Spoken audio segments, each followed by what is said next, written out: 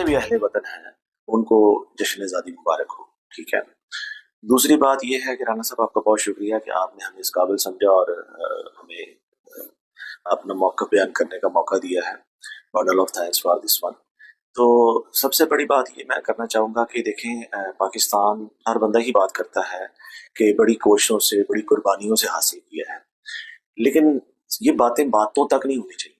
ठीक है, इनके ऊपर प्रैक्टिकल अमल दरामद होना चाहिए, और वो तब हो सकता है जब हम उसको घर से स्टार्ट करेंगे। ठीक है, हर पाकिस्तानी का ये फर्ज बनता है कि वो आने वाली अपनी जनरेशन की इस तरह की तरबियत करे कि ताकि वो ओवरसीज में जाके, बाहर के कंट्रीज में जाके, ताकि वो अपना एक इमेज, इतना अच्छा इमेज दें कि वो दुनिया में, पूरी दुनिया में लोग कहें कि Pakistani nation is the best nation. ठीक है, और ये काम हम यहाँ से नहीं शुरू कर सकते, ये काम हमें शुरू करना पड़ेगा अपने घरों से।